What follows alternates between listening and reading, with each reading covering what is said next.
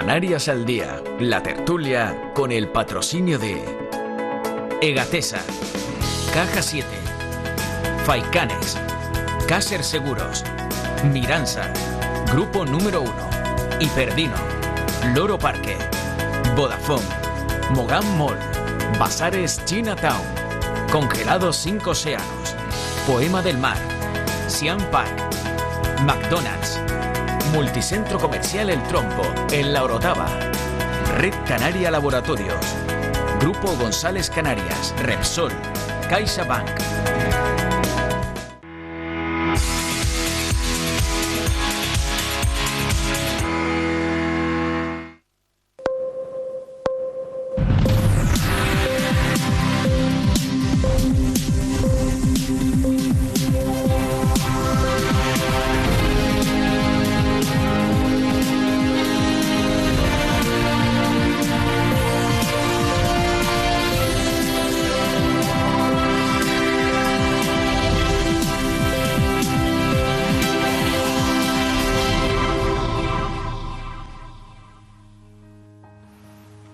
Son las imágenes de quienes poco tienen, por no decir nada tienen. En realidad son esas famosas ya colas del hambre. A nivel nacional se han hecho muy famosas en estos 2 últimos años, pero desgraciadamente en Canarias esas colas son famosas desde hace ya muchísimo tiempo y desgraciadamente cada vez son más las personas que necesitan asistencia, que necesitan auxilio, que necesitan la ayuda de los otros. Por eso hoy queremos recordarles que nos hemos propuesto un reto, que ese reto es dar auxilio, amparo, apoyo, calor, cariño a más de 375.000 personas en Canarias, que es el número real, si queremos poner números o porcentajes, a personas de nuestra tierra que están en pobreza severa. Una pobreza severa que cada vez va creciendo más en nuestras islas. Fíjense, la pobreza severa creció casi un 50% en las islas en el año 2020. En tan solo un año ya nos hemos situado en 375.000 personas en situación de pobreza severa. El 14,1% de las niñas, niños y adolescentes de 17 o menos años vive precisamente en esta situación. ¿Se imaginan lo que significa para un crío que lo que realmente tiene que estar es estudiando, jugando, recibiendo la atención de unos padres que realmente la atención de los padres la tienen, por supuesto, pero sus padres están tensos, están preocupados, no están en lo que tienen que estar, que es en cuidar, en preocuparse de que sus hijos estudien y estén bien. Gente que por la noche casi no pueden dormir porque no saben con qué se van a encontrar mañana, porque no pueden pagar el alquiler de sus casas, no pueden pagar la cuota de su hipoteca de la vivienda principal, o que no tienen ni siquiera para a lo mejor mantener una comida de pescado, de huevos, de proteína, de carne a la semana, ¿no? 1 o 2 comidas, lo mínimo que nos indican los expertos en nutrición que deberían de tener pues una familia, un ser humano. En nuestra tierra estamos en una situación preocupante y desgraciadamente la pandemia la ha agravado mucho más y la crisis volcánica aún más todavía. Por eso les invito a que de corazón no miremos hacia otro lado, que no hagamos lo que desgraciadamente los que no se quieren preocupar o no quieren ver las cosas hacen habitualmente. Tenemos que mirar a la pobreza de frente, porque si no seguirá siendo en Canarias un problema crónico. Somos islas de sol, somos islas llenas de amabilidad, somos islas bonitas, con buena gente, pero somos islas pobres, cada vez más pobres. Por eso les invito a que no demos de lado a esas más de 30.000 personas a las que queremos ayudar el próximo 23 de diciembre. Tenemos un reto, porque más de 30.000 canarios en situación de pobreza severa nos necesitan, porque La Palma nos necesita. Telemaratón solidario. Súmate donando alimentos, productos de higiene, juguetes y ayuda destinada a las protectoras de animales en los puntos autorizados que puedes consultar en mirametv.com y podrás verlo el 23 de diciembre a partir de las 12 del mediodía por Mírame Televisión. Ayúdanos a compartir Canarias.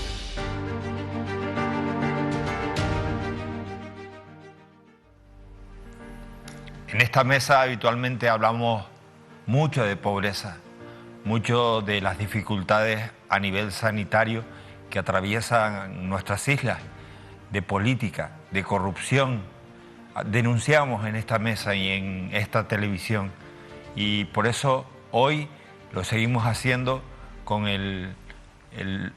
la atención siempre puesta en la actualidad, pero no mirando hacia otro lado, sino mirando los problemas de frente. Permítanme que dé la bienvenida a David Cuesta y Óscar Martín. Buenas noches, compañeros. Buenas noches a todos.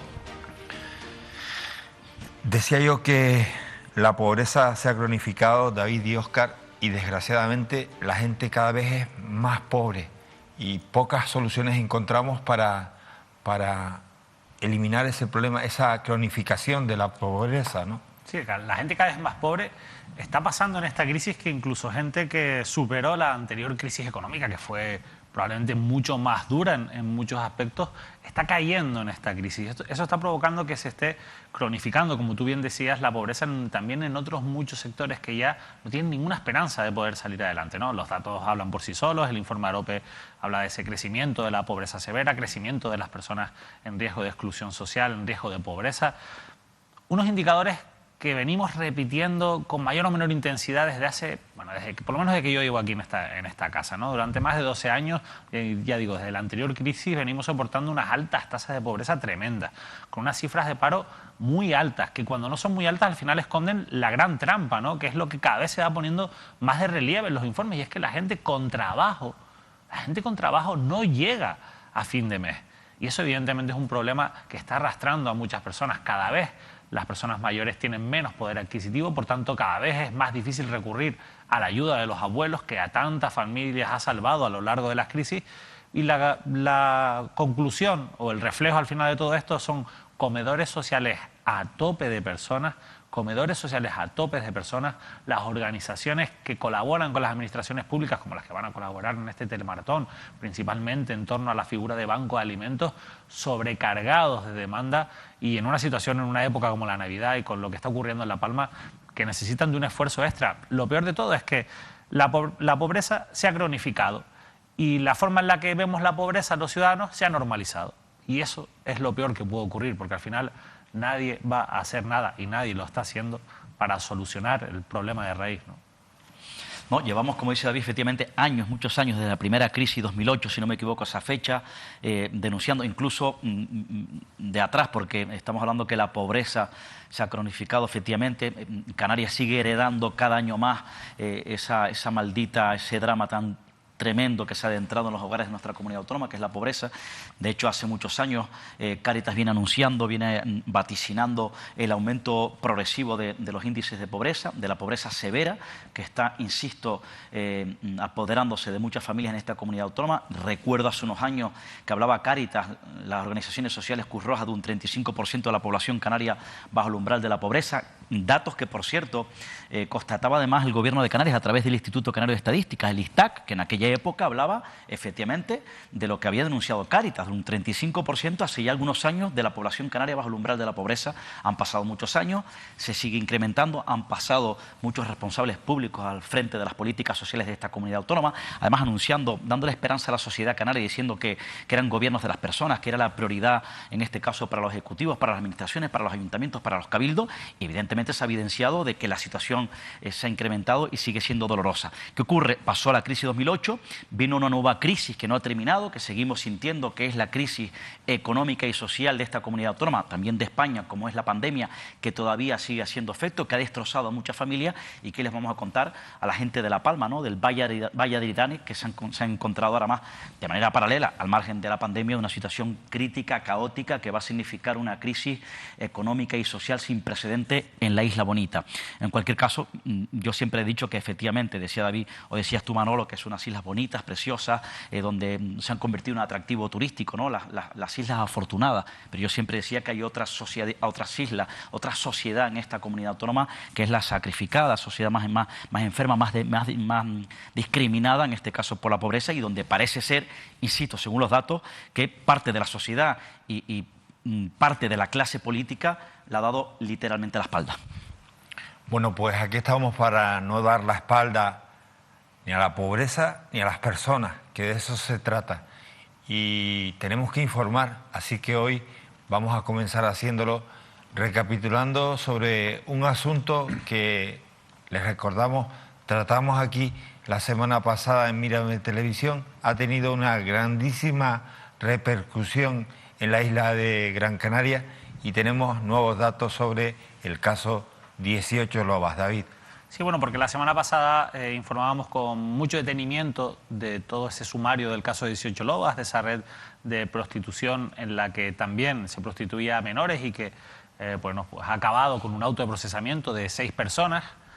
Contábamos todos los detalles la semana pasada, pero les decíamos que queríamos ir un poquito más allá, ¿no?, e intentar ver qué pasa, porque cuando investigamos este asunto, cuando hemos leído también lo que se ha publicado, porque evidentemente hay medios que llevan publicando sobre esto desde hace muchos años, desde que se conoció en el año 2016, una de las cosas que más llama la atención y que yo creo que más tiene que preocupar es que algunas de estas menores, para que se hagan una idea de las 19 víctimas identificadas en el caso de 18 Lobas, o que en algún momento tuvieron que declarar ante la policía, 7 se encontraban en centros de menores de la isla de Gran Canaria, centros tutelados por las administraciones públicas. Claro, esto nos pone en alerta porque evidentemente cómo puede ocurrir que en centros donde son las administraciones públicas las que tienen la tutela, la responsabilidad legal de esos menores, ¿no?, del cuidado, evidentemente a través de la guardia y de la custodia, pero sobre todo la responsabilidad legal de esos menores, pues puedan ocurrir este tipo de cosas. Así que nos pusimos en marcha para intentar entender cómo funciona este sistema de acogida, estos centros de intervención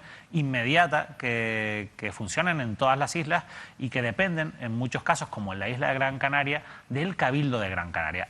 Aunque la competencia, la tutela real de estos menores es del Gobierno de Canarias, pero el Gobierno de Canarias le cede esa custodia, esa guarda, que al final son esos cuidados, esa responsabilidad de cuidar de esos menores, a los cabildos insulares. Esto también pasa en la isla de Tenerife, que a su vez después esos cabildos externalizan, subcontratan, digamos, esa gestión de esos centros a empresas o fundaciones privadas.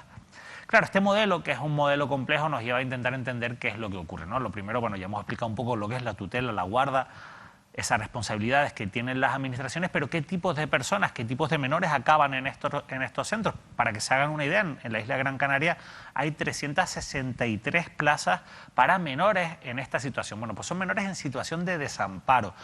La situación de desamparo es algo que menores que llegan a estos centros por decisión o de la Fiscalía o de los servicios sociales, que consideran que esos menores, por diferentes circunstancias económicas, sociales, no tienen que o no pueden seguir teniendo la tutela de sus padres biológicos o padres adoptivos, de sus padres, de sus tutores legales hasta ese momento, y la tutela pasa en este caso al Gobierno de Canarias, que se hace como responsable legal, insisto, después cediendo esas responsabilidades a los cabildos insulares y a su vez a esas empresas que gestionan los centros. Claro, estas empresas son empresas con larga experiencia y con larga dedicación.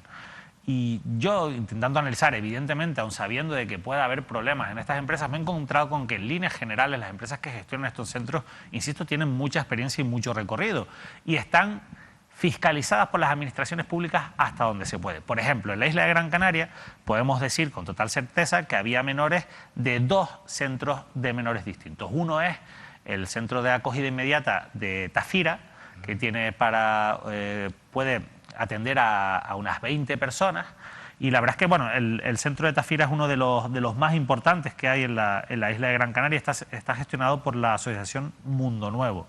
Y otro de los centros donde había menores que fueron prostituidas en la red de 18 Lobas es el Hogar de la Paterna. El Hogar de la Paterna es un recurso mucho más pequeño, es para 8 personas, tiene capacidad para 8 personas y está gestionado por la Asociación Hogares para Niños Privados de Ambiente Familiar Nuevo Futuro de Las Palmas. Bueno, nosotros hemos querido hablar con los responsables políticos de la Consejería de Políticas Sociales, de los tres últimos partidos políticos que han pasado por allí, desde que se conoció el caso hasta hoy. Y hemos empezado hablando con quien estaba al frente de esa consejería en 2016, cuando se conoce todo este asunto, que era Patricia Hernández, la exalcaldesa de Santa Cruz de Tenerife. David, solo una curiosidad. Por supuesto, es decir, todas las preguntas ¿cómo llega al gobierno de Canarias que se está investigando este asunto? Es decir, ¿ha habido un auto judicial? ¿Del juzgado se lo comunican? Según lo que me cuenta a mí Patricia Hernández, ellos se enteran porque detectan un caso que no tiene, que está vinculado con esta red, pero que no es precisamente el caso de la adolescente que fue en su momento a denunciar con sus padres ante la policía. Según me cuenta Patricia Hernández, ellos detectan un caso y lo ponen en conocimiento de la Fiscalía. Poco después se producen ya las detenciones de los implicados en esta trama y evidentemente el caso se mediatiza y en ese momento... ¿Detienen a todos los que hemos nombrado? Detienen a casi todos. A Eustacio López no lo detienen, por ejemplo. A Eustacio López, el dueño de López no fue detenido, pero al resto sí los detuvieron. A Eustacio López, por ejemplo, junto con otro de los investigados, el que de momento ha quedado no procesado, a pesar de los indicios que hay, un abogado de Las Palmas, sí que los interceptan por la calle, los vigilan y cuando los tienen por la calle les avisan de que están siendo investigados por este asunto, de que no los van a detener, pero les quitan los teléfonos móviles para investigar el teléfono móvil. Tanto Eustacio como el abogado en cuestión se dieron sus teléfonos sin ningún problema y de ahí se hizo un volcado de toda esa información por parte de la policía. O sea que, por ejemplo, en el caso de este abogado... Sí.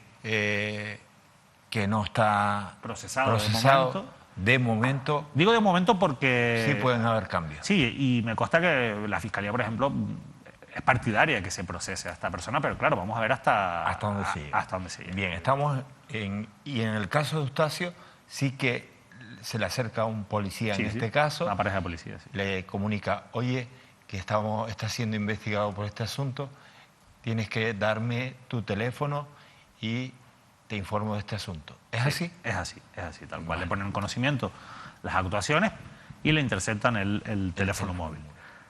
¿Y eso fue en el año? 2016, que es cuando 2016. Comienza y salta toda esta investigación.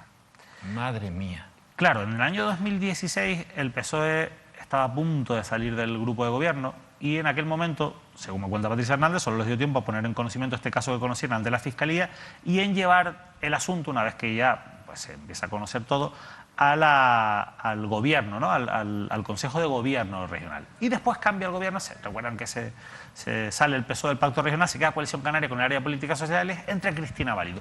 Con Cristina Valido también hemos hablado. Es con la etapa de Cristina Valido cuando se toma la decisión de personarse en la causa desde la Dirección de Protección a la Infancia, es decir, de acompañar en el juzgado como acusación particular a la Fiscalía, ¿no? Lo cual es una decisión, yo creo que fue una decisión bastante acertada. Hay que decir que también intentamos hablar con Mauricio Roque, que es un diputado del Partido Socialista por Gran Canaria, que era el anterior director general del Menor en Canarias en este momento, y además él es jurista, él sabe mucho de todo esto. Lo que pasa que él, por su vinculación tan directa, nos ha dicho que él no va a hablar de momento hasta que pase el procedimiento judicial, pero que después está encantado de hablar. Eso es lo que nos ha trasladado de momento. Pero Cristina Valido sí que nos ha contado un poco cómo ellos tuvieron reuniones con los centros, en este caso, y con los cabildos, para intentar reforzar esos protocolos de vigilancia. Pero Cristina, ella insistía mucho, ¿no? en algo, ¿no? Insistía mucho en dos cosas. Una, en que, ojo, no pongamos solo el foco en los centros de menores, porque, y es una realidad, viendo el caso de 18 Lobas, también hay muchas menores que no pertenecen a centros de menores, que no están en situación de desamparo y que acaban en redes de prostitución, como la de 18 Lobas. Y después dice otra cosa, dice, es que, David, no podemos convertir los centros de menores en cárceles ni ponerle una escolta a todas las chicas o chicos, porque ahora hablaremos de cómo también se están produciendo casos entre chicos y se están detectando casos entre chicos que sufren explotación sexual.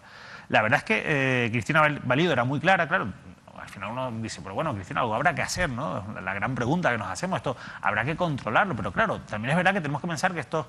Que por un instante piensa esto, David. Sí, cuéntame. ¿Cuántas veces tú u Óscar han escuchado a un padre, a una madre desquiciada, llorando en un plató de televisión, diciendo, es que yo tengo miedo, porque si no tengo recursos, porque si me quitan todo, pierdo a mis hijos, ¿no? Y por tanto pierden la tutela. Sí, efectivamente. Y esa tutela pasa a estar en manos de la comunidad.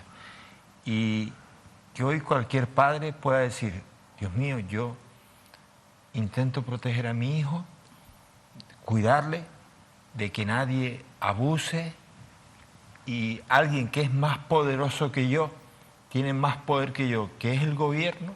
Yo sé que no le puedes poner, no son cárceles, ni se pueden poner escoltas a cada muchacho o muchacha, pero la realidad es que han estado desprotegidos de alguna manera. Tiene que haber algún control, porque es que además los miserables, los proxenetas, van a buscar en esos sitios, David, van a sabiendas de que son presa fácil por su, a lo mejor, necesidad, dificultades, y claro, van a esos lugares, saben cómo entrarle. Además, en la instrucción, por lo que tú nos has contado, se veía que eran expertos en te doy 100 euros, te doy 200, en cómo les atrapaban, les prometían, les engatusaban.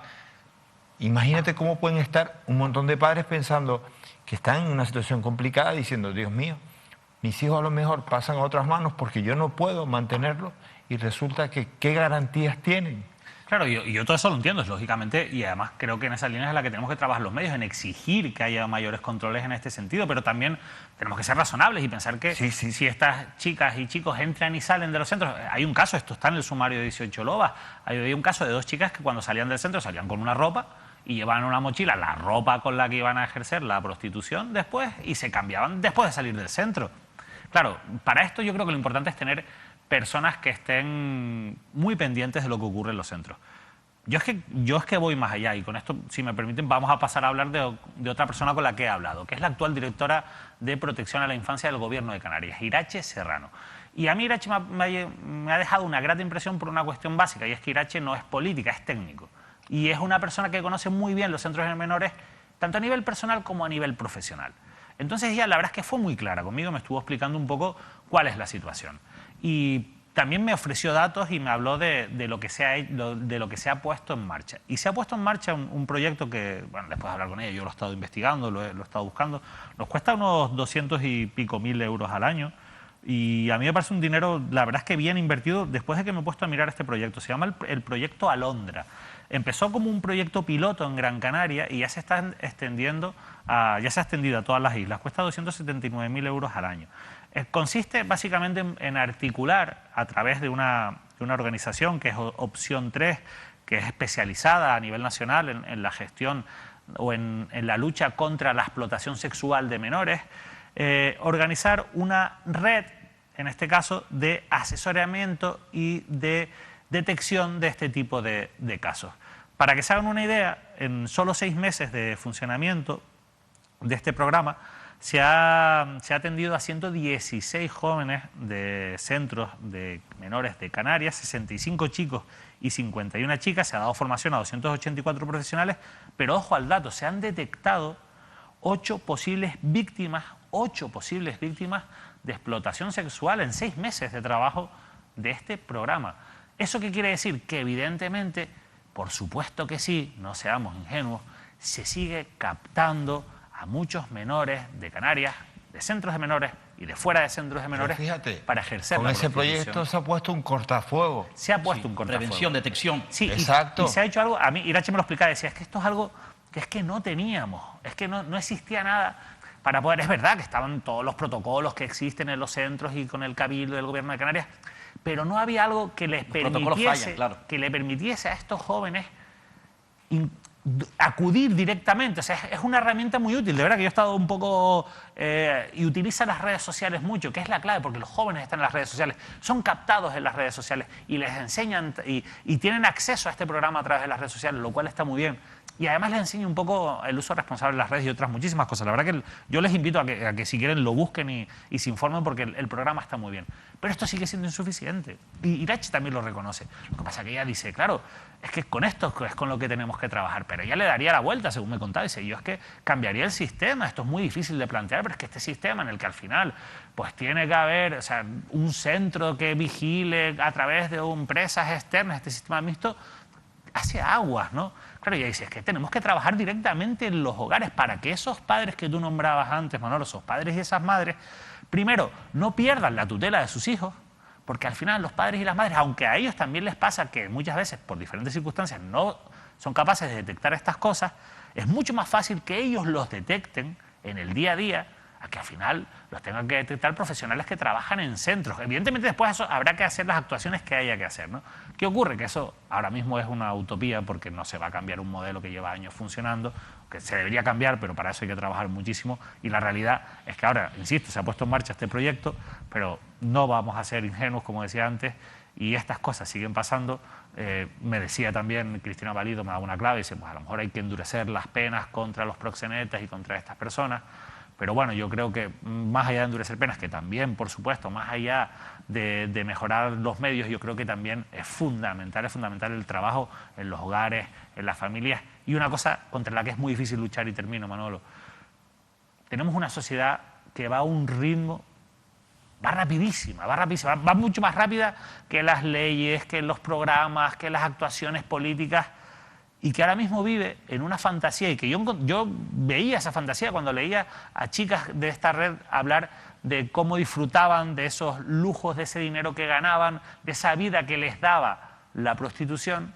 Y todo esto viene de una raíz, y es pues esa cantidad de programas que tenemos desde la Isla de las Tentaciones, desde muchos mensajes que traslada este sistema, que lo que le trasladan a estos jóvenes es un modo de vida que no es real, porque esa no es la realidad, por desgracia, es mucho más dura. Sí, pero mira qué y lamentable, ese es el ¿no? gran problema, claro. Pero mira qué lamentable. Sí, sin duda. Y contra eso es La muy Isla de difícil las luchar. Tentaciones, Sí. por ponerte un caso, Sí. se fomenta todo esto que al final, desgraciadamente, es materia fácil para esa confusión. Te vas al corte de publicidad en Desconexión Territorial. ¿Qué publicidad te aparece? La del Gobierno de Canarias. La del Gobierno de Canarias. Entonces, ¿cómo va esto? En ese mismo Tú le programa. vas en ese mismo programa. No, pues mira, pues eso ¿Cómo es le algo- vas a decir? Sí, sí, eso pero es algo además que habría que en cuidar. ese mismo programa, ese magnífico anuncio que además ha elaborado el Gobierno de Canarias sobre el tema de la explotación, la prostitución, la explotación sexual. Pero es que ahí también vemos publicidad institucional y claro, al final, dices tú, están buscando donde evidentemente más audiencia hay, pero ahí estás tú también participando porque estás invirtiendo en que los recursos vayan a un medio al que tú no le puedes pedir, oye mira, contrólate un poco, porque al final esto va a derivar en fomento de la prostitución o de la explotación sexual, en violencia machista, en violencia de género y en tantas otras cosas. Eso es así, pero es lo así, que hay es ahí. así, tal cual. Dos datos por último que me comentaba Irache, que yo creo que son muy interesantes. Por un lado, esto ocurre más en la provincia de Las Palmas, y los datos son todavía más preocupantes en islas como Lanzarote o Fuerteventura. Ahí es donde más casos se detectan y donde con más facilidad se intenta captar a estas personas. Ella también hace un balance por una cuestión de población, es más fácil que esto pueda ocurrir, pero la realidad es que, por ejemplo, en Tenerife, comparado con Gran Canaria, no se da tanto este fenómeno como en Gran Canaria, ¿no? Yo creo que son cosas que hay que tener en cuenta, ¿no? Y después me decía una cosa que es una reflexión con la que yo quiero acabar, para un poco también entender, o sea, yo quería hoy poner todos los datos que hemos recopilado sobre este asunto, pero también quería que la gente intente reflexionar sobre algunas cosas, ¿no? Y una es cómo, mientras le damos, claro, cómo le prohibimos a alguien algo que le está generando una sensación completamente contraria. ¿Cómo le prohíbes, cómo le dices a un adolescente que no consuma droga cuando el consumo de esa droga le genera una sensación de bienestar artificial, pero de bienestar que le dice todo lo contrario. ¿Cómo le dices a una menor que no lleve una vida que le va a dar dinero y que eso a su vez le va a generar placeres que ella encuentra en otro tipo de cosas, como el comprarse ropa, el probar drogas, el tener una vida alegre, salir de fiesta, que sin ese dinero no podría hacer? ¿Cómo le dices eso? Esos mensajes contradictorios. Es muy difícil, Manolo. Por eso al final todos tenemos que tener un poco de responsabilidad en esto, en los diferentes ámbitos en los que nos movamos, para intentar evitar que el cuerpo humano se convierta en un elemento de mercado, en una explotación sexual, ¿no? Yo, la verdad es que creo que desde esta casa hemos hecho un trabajo en ese sentido y ojalá que lo podamos seguir haciendo. Y lo vamos a seguir haciendo y vamos a seguir pendientes de este caso y de otros muchos que van a dar también mucho que hablar y analizar en esta mesa. Enseguida nos vamos hasta la isla del Hierro, pero antes estos mensajes publicitarios.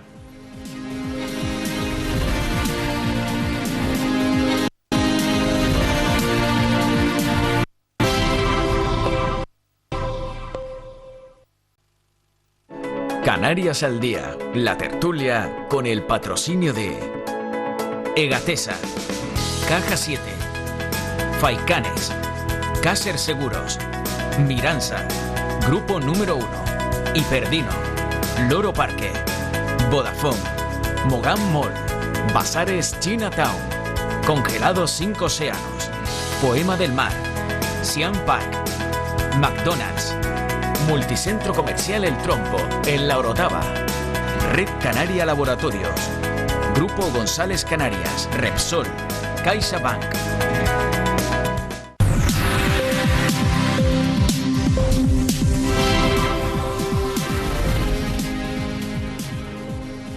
Continuamos en la televisión de las Islas Canarias y seguimos ahora en la isla del Hierro.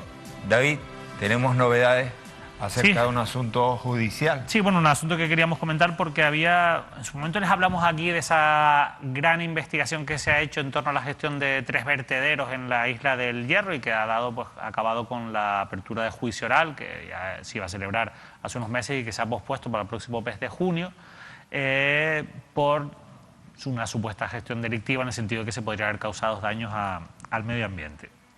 Pero después de ese asunto, que insisto ya está para celebrarse el juicio, que será en junio, se produjo otra denuncia y otra causa por uno de esos mismos vertederos, el vertedero de la dehesa, pero por hechos posteriores, por hechos ocurridos después de que en el año 2017 se produjera un incendio en una de las celdas de vertido de este vertedero. Lo cierto es que se produce el incendio, esto lleva a que se hicieran inspecciones que ya lógicamente se venían haciendo desde muchos años atrás y se vuelve a detectar que evidentemente no se está cumpliendo la autorización ambiental integrada, no se está cumpliendo pues esas reglas que tienen que cumplir este tipo de instalaciones, y de tal manera que la Agencia de Protección del Medio del Gobierno de Canarias le acaba multando al Cabildo del Hierro con 45.000 euros por lo ocurrido en esa gestión del vertedero de la dehesa. ¿Qué ocurre? Que esto evidentemente se denuncia ante los tribunales, evidentemente no, pero lo denuncia una asociación que es la Asociación Cultural Osinisa ante los tribunales, que también ha denunciado la otra gran causa junto con otra organización, y se abre una causa penal por la que se investiga a una técnico del Cabildo del Hierro y a un ex consejero de la agrupación de Rey Independiente, que es Héctor José Hernández Morales, el ex consejero de Medio Ambiente de la isla del Hierro. Bueno, pues la realidad es que en su momento el juez que llevó todo este caso decidió que había motivos para juzgar, para sentar en el banquillo a estas 2 personas por estos hechos, por presuntos delitos contra el medio ambiente, pero recurrieron ante la audiencia provincial. La audiencia provincial le dijo al juez de primera instancia: ojo, tienes que volver a motivar, tienes que volver a dictar un auto, porque, oye, no lo has explicado bien, tienes que explicar mejor por qué, que en concreto cuándo se produjeron esos delitos y por qué estas personas pueden ser procesadas por ellos. Y lo que ha ocurrido es que la nueva jueza que ha llevado este asunto y que ha dictado un nuevo auto ha decidido archivar la causa, que al fin y al cabo es la noticia que les contamos aquí. Se ha archivado de manera provisional esa causa por los presuntos delitos medioambientales en el vertedero de la dehesa a raíz del incendio de una de las celdas de vertido de 2017 contra un técnico del Cabildo, una técnico del Cabildo y el ex consejero Héctor Hernández Morales. Noticia importante porque se archiva este asunto, pero una reflexión también que hago yo después de leerme el auto, y es que se archiva no porque los hechos no sean graves, no porque no se hayan detectado esos incumplimientos que incluso han llevado a una sanción económica bastante floja, en mi opinión, sino porque no se ha hecho durante toda la causa ningún informe que acredite, ningún informe técnico pericial que acredite que esos incumplimientos provocaron un daño sobre el medio ambiente. Daño que evidentemente a nadie se le escapa, que se tuvo que haber producido o que se pudo haber producido, se pudo haber producido ese riesgo, porque evidentemente los incumplimientos son bastante graves y esas cosas se acaban vertiendo sobre el subsuelo en muchos casos. ¿Qué ocurre? Que es lo que dice la jueza, dice, por mucho que esto pueda ser previsible, si no hay ningún informe que así lo diga, técnico, nosotros no podemos sentar en el banquillo ni mucho menos condenar a nadie por este tipo de cuestiones, ¿no? Así que al final la jueza decide tomar el camino quizás más sencillo, que es el de archivar, pero esto también vuelve a demostrar cómo muchas veces las investigaciones que se llevan en las islas menores, en los juzgados, en este caso del Hierro, de La Palma o de La Gomera, pues muchas veces ni tienen los medios ni las intenciones y acaban pues quedando fuera o cayéndose, como en este caso, porque nadie hizo un informe que hubiera concluido. A lo mejor el informe hubiera concluido que no se produjeron esos daños, pero es que no existió nunca ese informe y eso demuestra que muchas veces los juzgados pues hacen justicia con los medios que tienen y cuando se hace justicia con los medios precarios pues muchas veces se cometen injusticias. No sé si este es el caso porque no tenemos el informe, pero sí que es verdad que demuestra que este tipo de cosas yo creo que no deberían de ocurrir, ¿no? Siempre deberíamos tener por lo menos todos los elementos para que los jueces puedan tomar una decisión en conciencia. Pero la noticia ahí queda, archivada esta causa contra un exconsejero de HI y una técnico del Cabildo del Hierro. De la isla del Hierro nos vamos con otro asunto, concretamente a la isla de Gran Canaria. La última situación del servicio de urgencia del Hospital Universitario Insular de Gran Canaria sigue sin mejorar y prueba de ello es el cansancio que demuestran los propios trabajadores sanitarios que han dado un paso al frente y denuncian la saturación y las malas condiciones en las que tienen que lidiar día a día. Óscar, este es un asunto que tú has tratado en Onda Cero Canarias y que tiene muy preocupado a la sociedad Gran Canaria. Efectivamente, es una saturación que se produce en cierta medida también en todo el hospital insular, ¿no?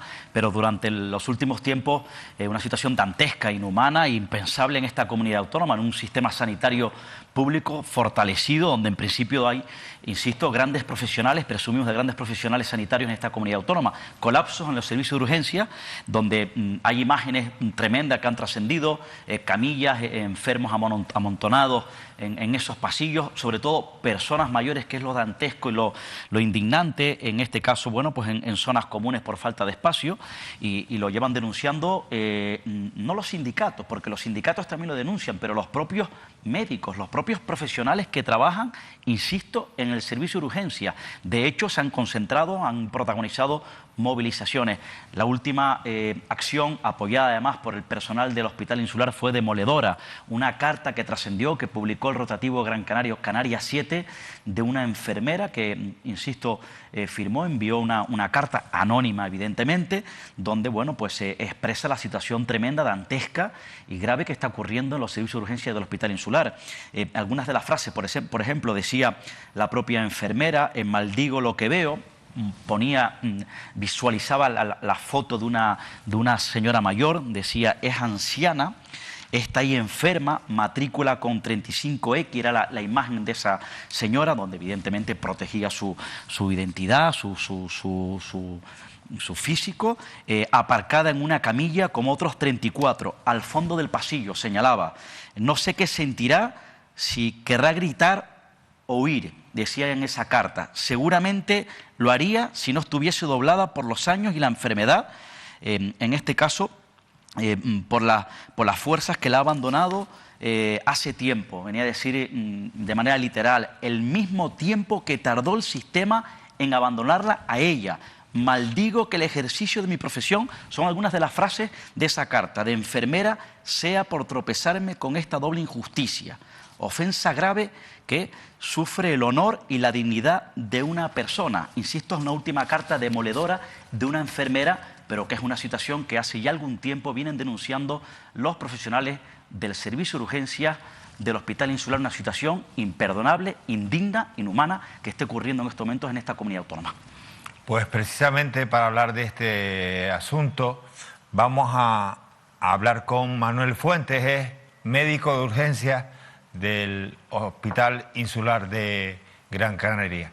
Manuel, buenas noches. ¿Qué tal? Buenas noches. Amigo, ¿tenías conocimiento de esta carta? Sí, por supuesto que sí. Por supuesto que teníamos conocimiento. Una carta completamente acertada, concisa, directa y que refleja exacta y perfectamente el sentir de cada uno de los trabajadores que nos encontramos en el servicio de urgencia del Hospital Insular. Y Manuel, ¿cómo se ha llegado a este punto y qué reacciones han encontrado ante las movilizaciones, las denuncias que ustedes están haciendo y que los pacientes están sufriendo? ¿Qué respuestas han encontrado? Bueno, por hacer un poco de memoria histórica, es verdad que el servicio en el que nos encontramos ahora empezamos en el año 2011 y ya desde el primer momento ya fue un servicio que se quedó pequeño. Con el devenir de los años, esa carencia de espacio ha ido a más. Fundamentalmente porque tenemos un grave problema, hay una falta de drenaje, de salida de los pacientes que están pendientes de cama en planta, así como de traslado a centro concertado, lo cual ha venido a decapitarse tras la situación del COVID. Quiero dejar claro que no es el paciente COVID el que nos ha metido en este problema, es sencillamente lo que ha producido en la pandemia a nivel sanitario durante estos 2 años. De tal modo que nosotros tenemos una bolsa de pacientes, tenemos entre 50 y 70 pacientes en el servicio de urgencia pendientes de subir arriba a planta. Esto, si usted piensa que tenemos un aforo de 66 camas en el servicio de urgencia, significa que el 100% o más del 100% en determinados días de la semana, en determinadas horas, están ocupadas solamente por pacientes pendientes de subir. Es decir, tenemos una planta de hospitalización en servicio de urgencia. Y esto nos dificulta de forma tremenda lo que es la labor del paciente que llega nuevo al servicio de urgencia, el paciente urgente y el paciente emergente, que es al que nosotros nos debemos. Es al que nosotros nos debemos. Esto nos obliga a que tenemos que ubicar pacientes en zonas asistenciales, en camillas en segunda fila, pero también en zonas de tránsito, en pasillos, en zonas de evacuación. Y ya no solo dentro del servicio de urgencia, sino ya fuera del servicio de urgencia, anexos al servicio de radiología, cerca de las consultas externas o en zonas de tránsito de pacientes que van al hospital por cualquier otra razón. Esto viene a resumirse y queda perfectamente bien reflejado en la fotografía y en todo lo que ha aparecido en prensa, ya que son pacientes que no se merecen en la última fase de su vida y sobre todo cuando enferman y sobre todo en el primer estadio de esa enfermedad, que es la parte urgente, donde la evolución y la inestabilidad es lo que lo caracteriza, que estén en una camilla horas y días, porque podemos tener pacientes hasta una semana pendientes de subir a planta. No es de recibo que todos estos pacientes estén en esta situación, también poniendo en cuestión lo que es la seguridad clínica y no mereciéndose una calidad asistencial que no es la que se debiera de dar en estos momentos. Manuel, y aun con todo eso, con lo delicadas y graves que son esas imágenes, con lo delicada que es la situación, ¿qué respuesta hay? Vale, tenemos algunas respuestas. Es verdad que hemos tenido que llegar a estos límites para poder remover quizás algunas conciencias, porque estoy seguro de que si nosotros no llegamos a estos límites y a mediatizarlo de esta manera, lo cual no es de nuestro agrado, quiero también decirlo, nosotros no estamos acostumbrados a hacer este tipo de cosas, trabajamos en lo que trabajamos. Estoy seguro que no se hubiera producido este tipo de respuesta. Vamos a ver, el Hospital Insular se ha quedado pequeño desde hace muchísimo tiempo. Y el servicio de urgencia nada más que es la punta del iceberg de esta falta de Manuel, espacio. Pero también hay una falta de...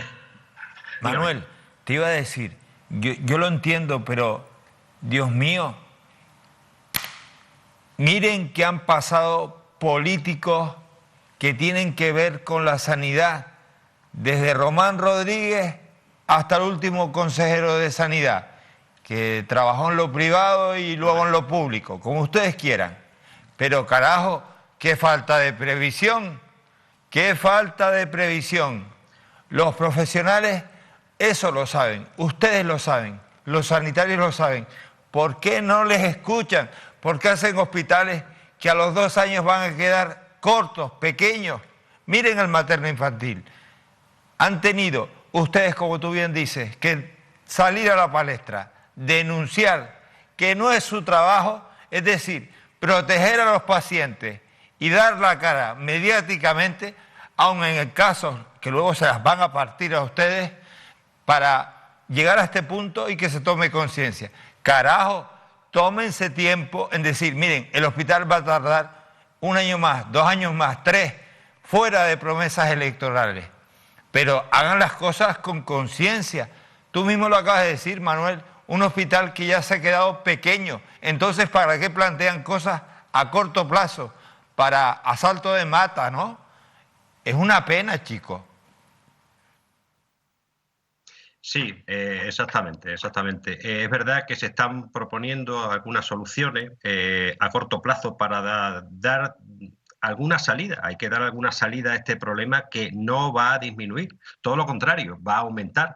Estamos asistiendo a la sexta ola del COVID y aunque no es el problema ahora que nos está produciendo el colapso del servicio de urgencia, pero todo se suma, todo se está sumando. Entonces, parece ser que se quiere habilitar una planta del hospital, parece ser que también se quieren habilitar algunas camas del hospital militar, se habla del famoso CUL, que esa sí sería quizás la solución definitiva a todo este problema, pero que eso va a tardar años. Pero yo siempre digo lo mismo, yo puedo tener una bañera pequeña y comprar una bañera más grande, pero si el desagüe sigue siendo menor que el grifo, dentro de 3 meses o dentro de 1 año voy a tener exactamente el mismo problema. Hay que luchar por una gestión de eficacia, de efectividad y de eficiencia. Y es lo que no vemos en esta dirección gerencia. Es lo que nos está echando, lo que echamos en falta y en lo que realmente creo que habría que hacer igual de hincapié que en buscar espacios extras que nos hacen falta en este momento.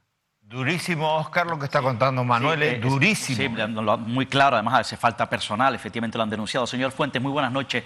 Precisamente sobre la clave que decía, se le ha preguntado durante los últimos días al presidente Torres, Ángel Víctor Torres, sobre esta situación, ese colapso en el servicio de urgencia. Ha insistido de manera textual, ha dicho cosas como esta, insiste en que la solución definitiva al colapso llegará, efectivamente, como dice usted, con la ampliación de este edificio en el terreno que hoy ocupa el Colegio Universitario de Las Palmas, que pertenecía al Cabildo de Gran Canaria, corrígeme usted si me equivoco, y se le ha cedido al Gobierno de Canarias. Ha dicho que han hecho contrataciones, pero tienen dificultades dentro del sector de los médicos, que lo están haciendo, en este caso, lo que están haciendo en este caso es reordenar las infraestructuras y habilitar espacios correctos. Ha dicho Torres, el presidente, también que en enero esperan sacar a licitación el proyecto de demolición, insisto, del Colegio Universitario de Las Palmas. ¿Qué le parece a usted? Me parece que estupendo, pero tardío. En el año 2019, si no recuerdo mal, nosotros pusimos una denuncia ante la Fiscalía por la presencia en el servicio de urgencia de pacientes llamados distocias sociales, aquellos pacientes que tienen el alta médica, pero que no pueden ser dados de alta a su domicilio y no hay ningún centro sociosanitario que los pueda acoger por falta de espacio. Ese es otro problema añadido que también quiero añadir. En el hospital creo que hay entre 55 y 60 pacientes en esta situación, lo cual supone pues una planta y media. Una planta y media del hospital está ocupada por pacientes que no debieran de estar en el centro hospitalario, sino en el centro sociosanitario. Esto también es otro campo de trabajo y campo de batalla que habría que luchar. El CUL, en el año 2019, cuando ya planteamos lo de la denuncia ante la Fiscalía por estos casos sociales, ya se habló en aquel momento de demolerlo, de retranquearlo para habilitarlo, bien para urgencia, bien para consultas externas, para quirófano, para lo que sea. Pero en definitiva, para hacer una ampliación del hospital insular, porque ya hacía muchísimo tiempo que se estaba previendo que el hospital se estaba quedando pequeño.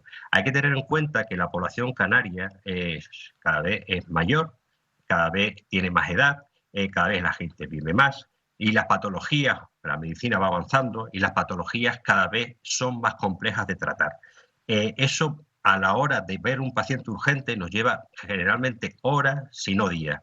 También asistimos a la población migrante, que sigue siendo un problema para la isla. También tenemos a nuestro cargo la mayoría de las residencias sociosanitarias, todos con pacientes frágiles o pacientes muy mayores. Tenemos a nuestro cargo también por zona lo que son las 2 cárceles. Y todo esto son pacientes que entran por la puerta de urgencia por el servicio de urgencia del Hospital Insular, lo que hace una media de entre 200 y 220 al día, unos 75.000 pacientes al año. Y conforme entra por una puerta, hay que sacarlos por otra puerta. Y es ese drenaje en el que nosotros tenemos problemas. Es verdad que hay falta de espacio, es verdad que el hospital se ha quedado pequeño, y es verdad que el CUL es como la tierra de Canaán. A mí me da que la verá, pero nunca la tocará. ¿Cuándo la tendremos? No lo sé, dentro de 3, de 5 o de 8 años, no lo sé. Los madrileños cuando en el COVID hicieron un hospital en pocas semanas o en meses, y los chinos hicieron un hospital en 10 días. Yo no aspiro a tanto, pero sí es verdad que aspiro a que haya una voluntad y que haya una efectividad por parte de la clase política. Ahora se ha aprobado lo que es el presupuesto para la Torre del Materno, que también parece ser que es un campo de batalla que llevaba mucho tiempo, y no sé para cuánto nosotros tendremos un CUL que pueda satisfacer y pueda dar salida a las necesidades y a las deficiencias que tiene el Hospital Insular, pero me imagino que vamos a tardar todavía muchos años. Manuel, hablabas tú antes del caso de ese hospital que se montaba inmediatamente en China o el de forma inmediata en Madrid. Aquí lo que estamos acostumbrados es a cuando llega periodo electoral, 1 o 2 años antes, que es lo que está pasando. Inaugurar. Empezamos a prometer. Mientras parchear, ¿no? Licitamos, prometemos, parcheamos y luego pasan las elecciones y nada. Esto es una tomadura de pelo impresionante. Manuel, quiero decirte que estamos con ustedes, que estamos con los pacientes, con los sanitarios de la isla y que vamos a apoyarles en esta lucha que ustedes tienen. No vamos a parar, ¿vale? Quiero que lo sepas, no están solos.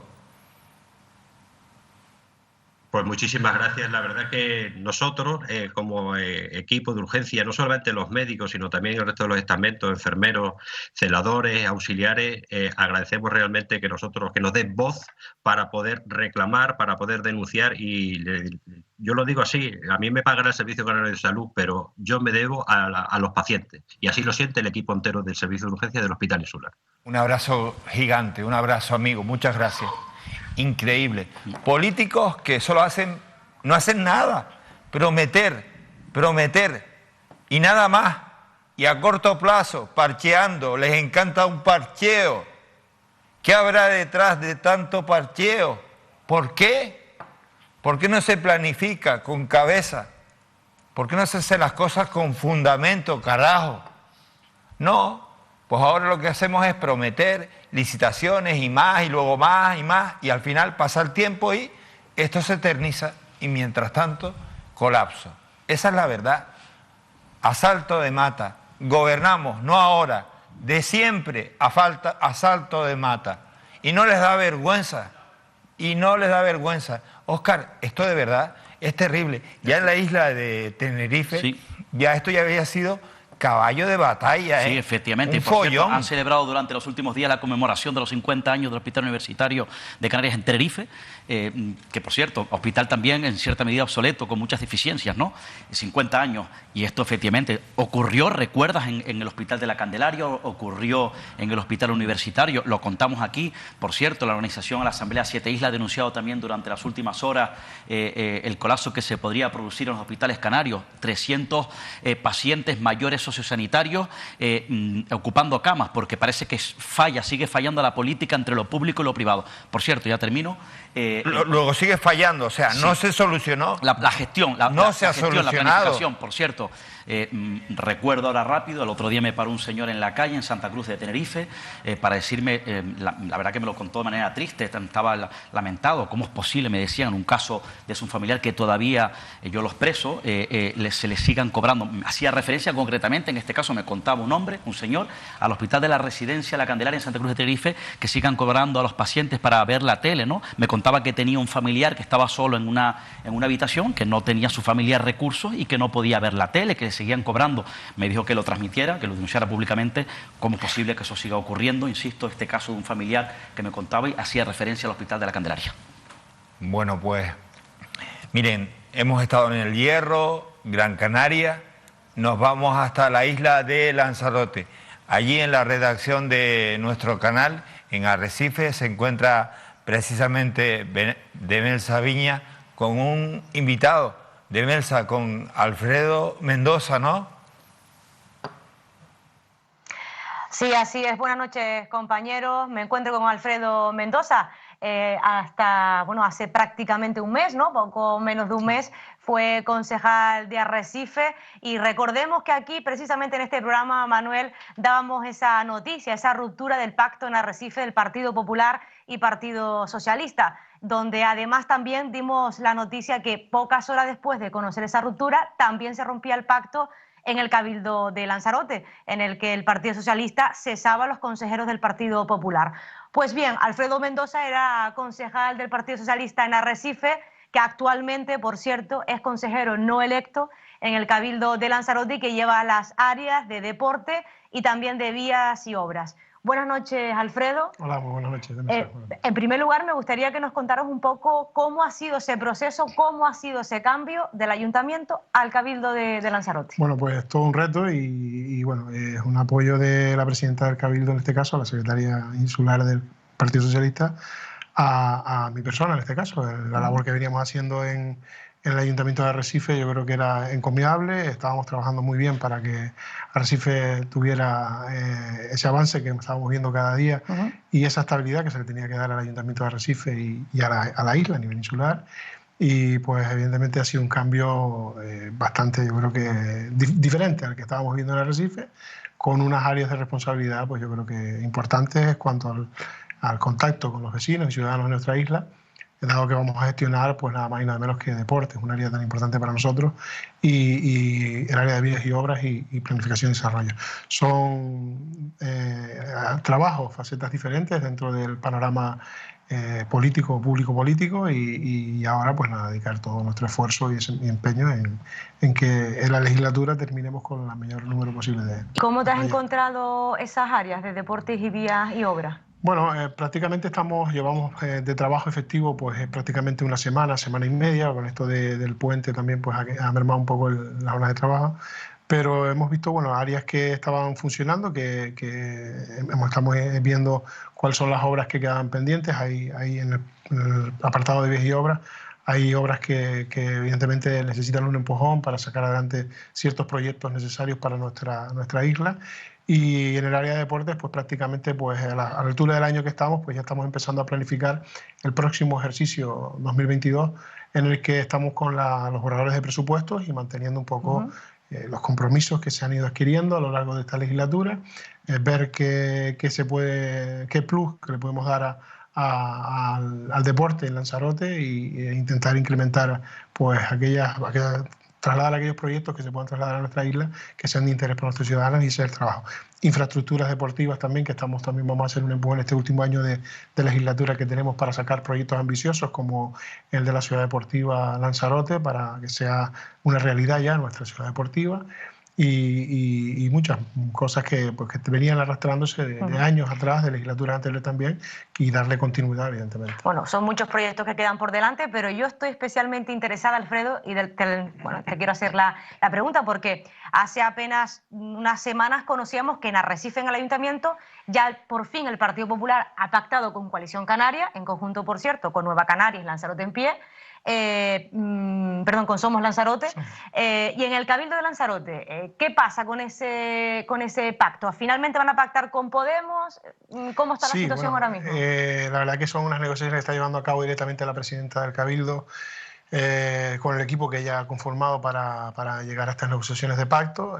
Las últimas noticias que tengo es que evidentemente Podemos nos ha dicho que están valorando la posibilidad de entrar pronto en el grupo de gobierno, pero sí es cierto que ellos están con sus órganos de consulta y llevan un proceso más lento que el que a lo mejor otros partidos tenemos, porque basan sus decisiones en un modelo asambleario. Entonces es lo que están. De momento las negociaciones van por buen camino. Ellos sí nos han prometido desde el minuto 1 de la ruptura del pacto que nunca iban a formar parte de una moción de censura en la que participará Partido Popular y Coalición Canaria contra la presidenta actual del gobierno.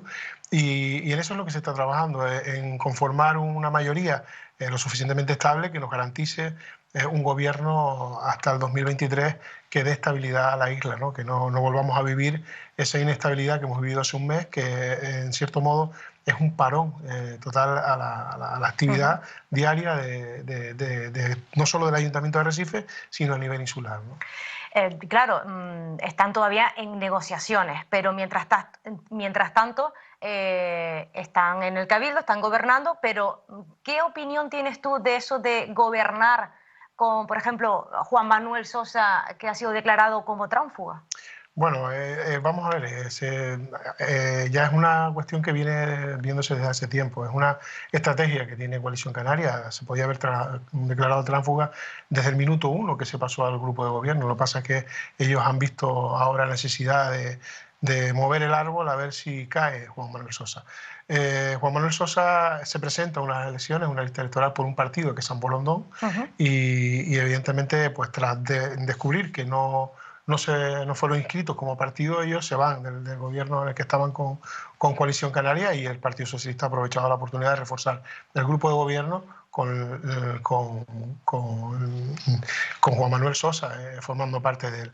De momento, yo lo que prevalece, y creo que lo que hay que mantener un poco el foco, es en que ahora mismo nos está dando estabilidad de gobierno a nivel insular, que es lo que necesitan los ciudadanos. Necesitamos tener una estabilidad de gobierno que podamos seguir sacando los proyectos tan necesarios, ¿no? Bueno, vamos a dejarlo ahí, ese titular. De momento, un Cabildo de Lanzarote estable, aunque en negociaciones con Podemos. Vamos a ver qué ocurre. Hemos asumido áreas, ¿no? Las áreas que se dejaron de los consejeros del Partido Popular las hemos asumido otros compañeros en el grupo de gobierno actual, y ya bien digo, yo creo que en estos días podremos será un acuerdo ya con Podemos para terminar la legislatura con la estabilidad que necesitamos. Bueno, yo creo que sí, ¿verdad? Se va a cerrar, ¿no? Ya a mí cuando me dicen pronto, seguramente que es porque va a ser más pronto que tarde, ¿no? Sí, bueno, han sido semanas duras de negociación, han sido semanas en las que hemos tenido que dialogar. De hecho, la única incorporación que ha habido una vez que la ruptura ha sido la mía. Estamos pendientes también a llegar a nuestros acuerdos con nuestros socios de gobierno, y un poco pues repartos de áreas y demás, que es lo que me imagino que estará sobre la mesa, porque ya digo, estoy fuera de las negociaciones, pero por lo que se oye en los mentideros, ¿no? del grupo de gobierno del Partido Socialista en el Cabildo, es que están avanzando las negociaciones, que el proceso de decisión de Podemos no es tan ágil como otros partidos o como nosotros quisiéramos, y ellos pues están con sus órganos de consulta, con sus consultas públicas, y ya en cuanto tomen la decisión me imagino que entrarán a formar parte de un gobierno en el Cabildo. De Melsa, Óscar quiere preguntarle algo a Alfredo. No, una reflexión quizás, señor Mendoza, muy buenas noches. Desde luego, esa situación, el consejero electo políticamente tiene un riesgo, ¿no? Porque en este caso la oposición o la ciudadanía, es lícito efectivamente el nombramiento de un consejero electo, le podría señalar porque no ha sido usted votado por los votantes del Partido Socialista, insisto, en el Cabildo Insular, ni por los votantes de la isla, como le podría ocurrir en este caso al propio Jacobo Medina, que era vicepresidente del Cabildo por el Partido Popular, el número 2 de María Dolores Corujo, y si no me equivoco ha acabado como asesor en este caso de la propia Astrid Pérez en el Ayuntamiento de Arrecife, Sí, efectivamente, bueno, son situaciones, como estábamos explicando, son situaciones que lo que se intenta siempre es respaldar un poco por parte, en este caso de Loli Corujo, la presidenta del Cabildo, es el trabajo que venimos desarrollando en Arrecife, y continuar un poco, pues en la medida de poder sacar proyectos desde el Cabildo que puedan seguir beneficiando al trabajo que veníamos haciendo nosotros desde el Partido Socialista en Arrecife, y al mismo tiempo yo creo que ha sido lo mismo con Jacobo Medina. No hay que desmentir ni ocultar el trabajo que se ha venido desarrollando en el Cabildo desde la Consejería de Vías y Obras, y evidentemente ha sido un respaldo por parte de la alcaldesa al trabajo que ha venido haciendo en el Cabildo, que me imagino que trasladará al Ayuntamiento de Arrecife. Lo demás creo que será cuestión de ponernos a trabajar tanto en un sitio como en otro, y demostrar a la ciudadanía que estamos por lo que estamos. Hemos venido a sacar los mejores proyectos para nuestra isla posibles en esta legislatura. Alfredo, una última pregunta por parte de David Costa. Sí, Alfredo, buenas noches. Yo voy a ser bastante directo. ¿A usted le colocan como consejero no electo en el Cabildo de Fuerteventura, de Lanzarote, perdón, porque se rompe el gobierno en el Ayuntamiento de Arrecife para que usted pueda seguir cobrando, en este caso, un salario público? O dicho de otra manera, si no se hubiese roto el pacto en Arrecife, ¿hoy usted estaría en el Cabildo de Lanzarote como consejero no electo? No, evidentemente si no se rompe el pacto en el Ayuntamiento de Arrecife, yo podría haber estado tranquilamente pues, hasta el final de legislatura en el Ayuntamiento de Arrecife con la gestión que veníamos desarrollando. Yo gestionaba el área de policía local, festejos, cultura y ostentaba la primera tenencia de alcaldía en el Ayuntamiento de Arrecife y veníamos desarrollando una actividad pues, normal hasta la ruptura del pacto. Ya ha sido una decisión que yo agradezco personalmente por parte de la presidenta. Ha sido un apoyo al trabajo que hemos ido desarrollando no solo con el ayuntamiento, sino con el grupo político en Arrecife, por parte de la presidenta y del grupo socialista en este caso. Y evidentemente pues, me pilló de sorpresa también el nombramiento. Yo ya me estaba incorporando precisamente en esos días a mi anterior puesto de trabajo. Yo irrumpo en la política hace 2 años. Tengo 45 años y llevo ya 22 años trabajando en una empresa privada, en el sector de hidrocarburos, y la verdad que no es una cuestión de tener un salario público, ¿no? Yo creo que es una cuestión simplemente de un respaldo político a la figura que ostento como portavoz del grupo en Arrecife y como presidente de la gestora, y creo que es de agradecer que se haya tenido en cuenta por parte de la presidencia del Cabildo.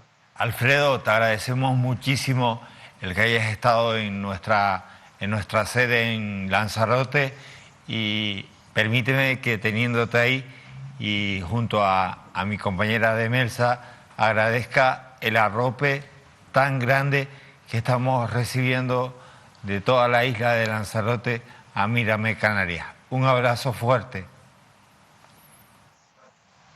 Muchas gracias a ustedes por contar conmigo también y estar aquí en los platos de Lanzarote. Un saludo a la familia Gomera que reside en Tenerife, que seguro que estarán enganchados a Mírame Televisión porque son espectadores de Mírame Televisión de Tenerife. Y nada, cuando ustedes quieran estoy a su disposición. Gracias, amigo. Un beso fuerte de Melsa. Gracias igualmente, Manuel. Bueno, pues continuamos. Estamos a muy poquitos días de esa cita que la hemos convertido en un reto en la que queremos poder ayudar a más de 30.000 canarios en situación de pobreza severa. Y fíjense, toda la maquinaria ya se ha puesto en marcha.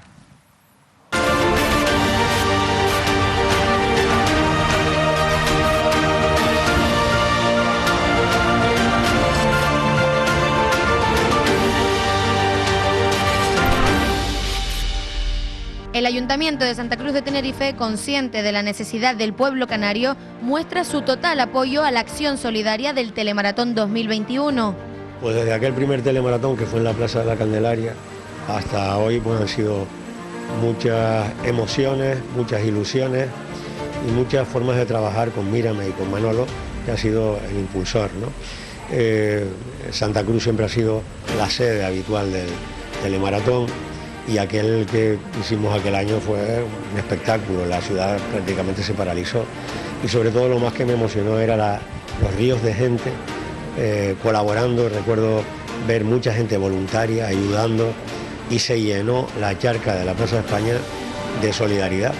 Hoy tenemos que hacerlo por esto del COVID de otra manera, pero la idea sigue siendo la misma. Por un lado, colaborar con las entidades de reparto de alimentos, en nutrirles de alimentos en estas fechas especialmente, también de ropa, etcétera.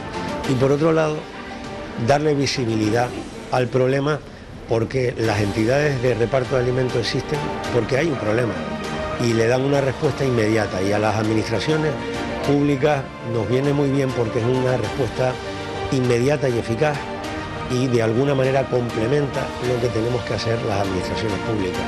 En el caso del Ayuntamiento de Santa Cruz, todas las entidades de reparto de alimentos son colaboradoras de nuestra ciudad, son grandes aliados, estamos en permanente contacto con ellos, y de verdad que para nosotros este telemaratón, aparte de algo tradicional, es algo muy necesario. Las empresas que habitualmente han colaborado ya nos han dicho que van a volver a colaborar, porque son grandes valedoras del telemaratón, y siempre se pueden sumar empresas que quieran colaborar con una situación de pobreza, que quieran devolver a la sociedad lo que la sociedad les da, o una parte de sus beneficios a través de esta donación de alimentos, pues se tienen que poner en contacto con Mírame Televisión, porque toda colaboración es bienvenida, por pequeña que sea. Este año 2021 y debido a la crisis sanitaria del coronavirus que aún se mantiene, la iniciativa se ha vuelto a ver en el compromiso de cumplir con la demanda de más de 375.000 familias canarias en situación de pobreza severa. La verdad que es muy complicado determinar un perfil concreto. Ahora con la pandemia estamos viendo cómo personas que nunca en la vida habían visto la necesidad de acudir a los servicios sociales han tenido que hacerlo, ¿no? Estamos viendo esos perfiles de personas con trabajos que con sus trabajos no llegan a final de mes y necesitan un aporte, una ayuda. Entonces, por lo tanto, la verdad que es complicado determinar un perfil concreto. Cada día nos vemos más variantes. Madres con familias, personas solas, personas mayores con pensiones no contributivas. Es un perfil bastante variado y además este año, estos 2 últimos años con las circunstancias de COVID, pues hemos visto la situación más agravada. Desde las administraciones públicas apoyamos a todas estas familias, pero siempre es importante tener este tipo de acciones como el telemaratón que hacen de apoyo a través de todas las entidades y las ONG que trabajan con todas estas familias para poder ayudarlas. Y además este año muy contenta con esta novedad de que también se une al Banco de Alimentos de Las Palmas. Creo que es el primer año que vamos a tener en toda Canarias este telemaratón y la verdad que creo que es una novedad bastante positiva y muy necesaria también en nuestras islas. Es el momento de estar preparados, de sacar nuestro lado más solidario. Por eso este año, pese a las enormes dificultades de todo tipo, el Ayuntamiento de Santa Cruz de Tenerife se prepara ya para la celebración del telemaratón el próximo 23 de diciembre. Maravilloso, la verdad que fue un día muy especial para todos, sobre todo para el área de seguridad. Colaboró la Policía Local, Protección Civil y por primera vez en la historia colaboró nuestra Unidad del Medio Natural. Así que esperemos que este año se repita con más fuerza, con más ganas. Es un año también muy delicado con toda la situación de La Palma y sé que se van a volcar para que esta telemaratón pues sea la más grande de la historia, ¿no? Por supuesto vamos a aportar toda la parte de seguridad para que se garantice las medidas sanitarias y por supuesto para que todo esté en orden, pero sí es verdad que vamos a contar otra vez con nuestra Policía Local, nuestra UME, nuestra Protección Civil, pues ese día colaborando y mostrando su parte más solidaria y más tierna, que no solamente es la parte recaudatoria, sino que también son personas que están muy preocupadas por la situación actual. La difusión de la telemaratón es muy importante y sobre todo que colaboren todas las entidades para que lleguen a la mayor parte posible. Creo que son maneras de colaborar que por medio de las redes sociales, la televisión y los medios de comunicación, pues también son un medio potente para que todos podamos poner ese granito de arena en esta situación. En esta edición se contará con la transmisión en simultáneo que realizará Mírame Televisión, la 1 y la 2 de Televisión Española en Canarias. Este siempre ha sido un acto que está en nuestra programación navideña de Televisión Española, un acto solidario, un acto donde de manera cariñosa, pero también obligada, porque esta es una televisión pública y por lo tanto de servicio público, lo que queremos es ayudar. El trabajo que hace Mírame Televisión es excepcional. Este reto que se prolonga durante tantos años me parece una iniciativa de un valor incalculable, al alcance de muy pocos. Una televisión que ha ido creciendo y que ha logrado captar el cariño del público, la solidaridad inmensa de todos los canarios. Además, en esta ocasión, por esa dimensión regional que tendrá esta transmisión, evidentemente tendrá más impacto y desde Televisión Española, emitiendo por la 1, por la 2 y también por rtve.es, queremos brindar ese apoyo poniendo a la disposición de este telemaratón y a disposición de Mírame Televisión nuestro medio público para que tenga la mayor repercusión. Los puntos de recogida autorizados, así como toda la información del telemaratón solidario, la pueden encontrar en las redes sociales de Mírame Televisión en Canarias y también en la web mirametv.com.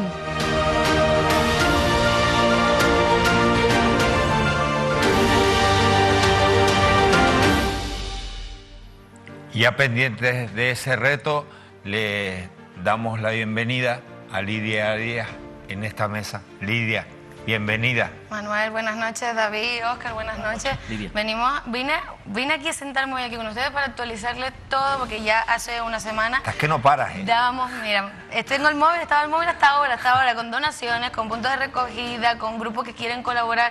Está siendo una auténtica locura, pero yo me alegro muchísimo de que sea una locura porque es por una muy buena causa y la gente se está involucrando desde la semana pasada, que precisamente dábamos el pistoletazo de salida aquí en este programa, aunque también hay que decir que yo, hablando con el Banco de Alimentos de Tenerife y también con el de Las Palmas, anteriormente ya estaban las ONG levantando el teléfono y diciendo, oye, el telemaratón solidario, ¿cuándo se va a celebrar? O sea que ya anteriormente a nosotros dar el pistoletazo de salida aquí, ya había muchas ONG que estaban preocupadas y llamándonos. Y en el caso de Gran Canaria, lo que están experimentando es esa sensación que ya vivía el Banco de Alimentos de la provincia tinerfeña, pero que esta vez Gran Canaria está volcada y están muy ilusionados. Están muy contentos, así me lo transmiten desde el Banco de Alimentos de Las Palmas. También mañana, precisamente en el Canarias 8, vamos a hablar con ellos, con el Banco de Alimentos de Las Palmas, porque están pero inmensamente ilusionados, volcados, hablando con las ONG se acercan todos los días a hablar con ellos. Oye, ¿cómo van las donaciones? ¿Cómo van? O sea que está siendo una auténtica locura, como también están siendo una auténtica locura los puntos de recogida, porque ya tenemos más de 50 puntos de recogida por todo el archipiélago y les voy a mencionar aquí una pinceladita. Por ejemplo, tenemos CIA en La Laguna, Colegio Tacoronte, Campo de Tiro, SAMUR Canarias, Centro Comercial El Trompo, CECIF Canarias, Clínica Bonome. Esto te estoy mencionando una pinceladita porque los estoy eligiendo aquí, como pueden ver. En la página web están todos. En la página web de mirametv.com están absolutamente todos los puntos de recogida autorizados del telemaratón solidario. Por ejemplo, este año tenemos una iniciativa que es el deporte con el telemaratón solidario y, por ejemplo, tenemos el Organismo Autónomo de Deportes de Arona, en el que va a tener un punto de recogida precisamente el 21 y 22 de diciembre en el terreno de lucha de Valle de San Lorenzo para hacer esa recogida solidaria en ese sentido, en el deporte, con el telemaratón, como también lo va a hacer Los Realejos con el deporte y Cruz Roja Los Realejos, que también son puntos de recogida en esa sede local de Cruz Roja.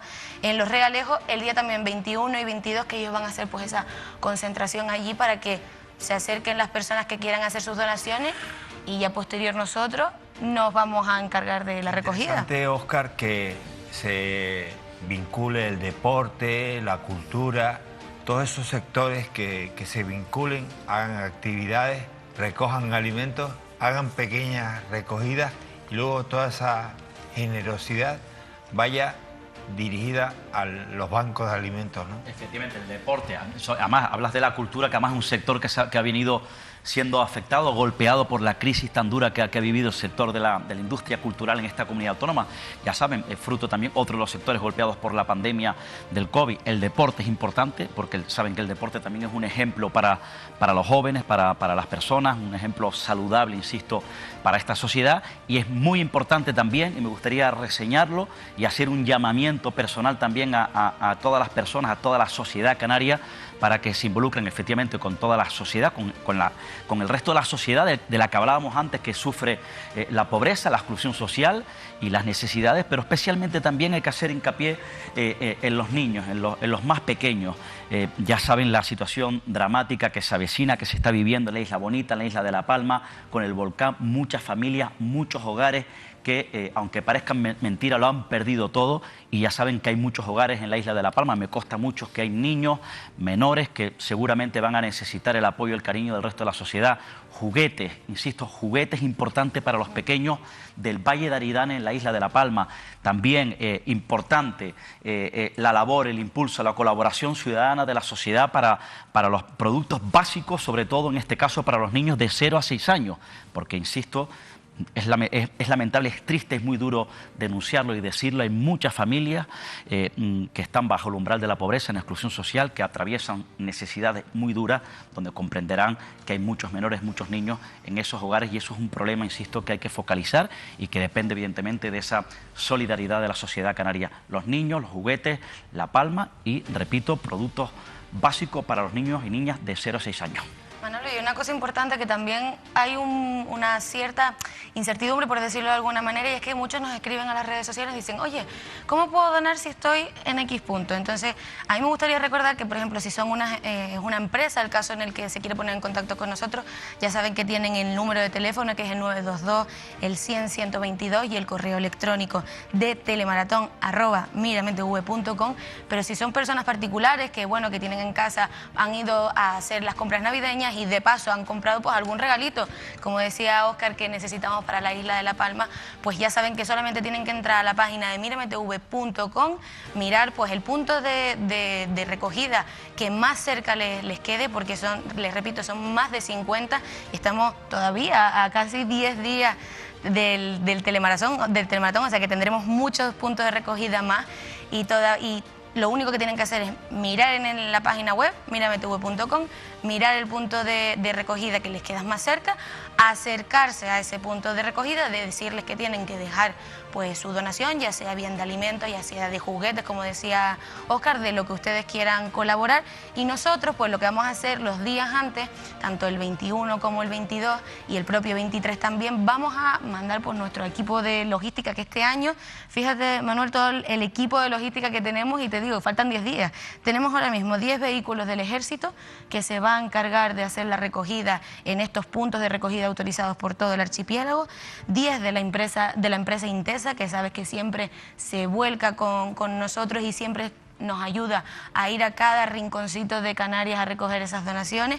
Y también tenemos 8 vehículos del SAMUR que también se van a acercar a cada uno de estos puntos a recoger las donaciones, que también, si quieres, te adelanto un poquito de las donaciones, porque están siendo...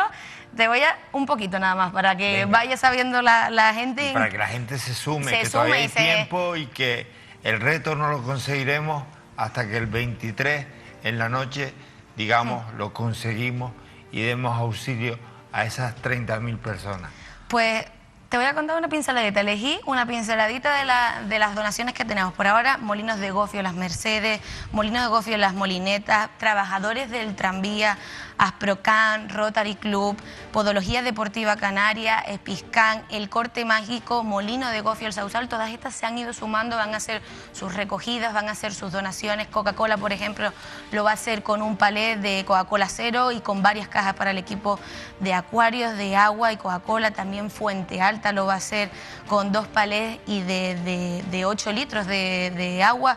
El grupo ACE, el Grupo Automáticos Canarios, que como ya sabes, Manuel, aparte de las donaciones que van a hacer 1.000 litros de leche y 400 detalles para los niños, más 500 kilos de arroz, ellos han promovido dentro de la empresa, dentro de las propinas de sus propios trabajadores y también de las propinas que le han dejado por los clientes, una donación en metálico de 6.000 euros para esta isla de La Palma tan afectada. O sea, que es importante destacar que no solo van a ser donaciones físicas, sino que muchas de las empresas están haciendo donaciones en metálico. En el caso también de Mercatenerife. Que es muy importante destacar estos detalles, que es verdad que vamos a tener muchas donaciones ese día en el telemaratón, que las vamos a ver, pero hay otras muchas que no las vamos a ver físicamente, sino a lo mejor pues, con ese cheque que nos van a hacer llegar.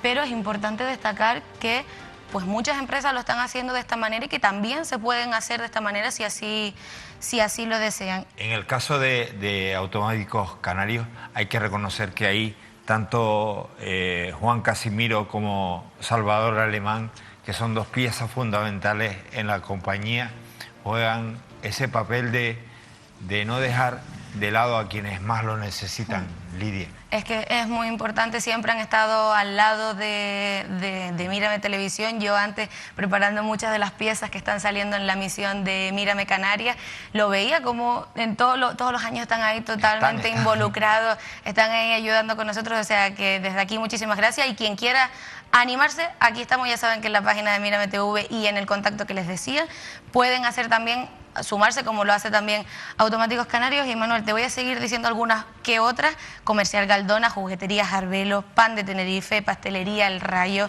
Hotel Spring, Canary Protect, Álvarez, Café El Caracol, Domingo Gutiérrez, Pérez Brito, Alimentación, Tiendas Regalito, Deportes, Salud, Libis, Distribuciones Queso y Almogrote La Reina, Quesería José González Meneses, Caracas y Comestier, Agro Rincón, Febelsa, Amaloa, Colegio de Enfermería y Solidaridad Enfermera, Colegio de Médicos y Sindicatos Médicos, y acabo con Incabe, porque si me sigo diciendo todas las donaciones que tenemos por ahora, yo creo que nos quedamos hasta el día del telemaratón. Manolo, me quedo aquí contigo. Esto es no parar, David, porque tú que has tenido la experiencia de otros años, a medida que se acerca el reto, la sociedad se vuelca sin límites. Sobre todo porque ya se ha convertido en una tradición, ya no, como lo decía Lidia antes, yo me acuerdo al principio éramos nosotros los que íbamos a tocar en la puerta de muchas empresas, lógicamente haciendo un llamamiento a los particulares, y ahora son las empresas las que ya directamente buscan a Mírame Televisión, porque hay una tradición, ellos quieren participar, ya forma parte, digamos, de su hoja de ruta, de su calendario anual, ¿no? Saben que en diciembre participan en el telemaratón solidario de Mírame Televisión. Y hay una cosa que yo creo que es importante, porque claro, estamos viendo las imágenes de la edición del año pasado, y es importante insistir que va a ir en esa línea. Lo digo porque a mí me consta también, porque también vemos imágenes de otras ediciones, que en una situación complicada de pandemia que seguimos teniendo, me consta que se están haciendo unos esfuerzos tremendos dentro de la organización para, evidentemente, tener un evento completamente seguro.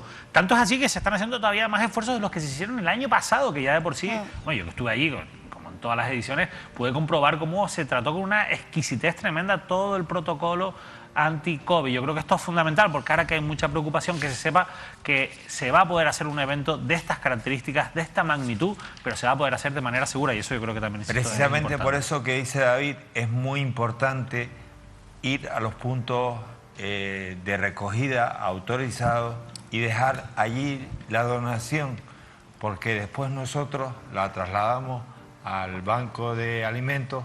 Usted lo va a poder ver a través de la 1, la 2 de Televisión Española, a través de Mírame Televisión, y no corre ningún riesgo. Aún así, todas las personas que participan en el evento han sido vacunadas, tienen su pauta de vacunación. Toda la persona que entre en Mercatenerife tiene que estar vacunada y lo ha acreditado.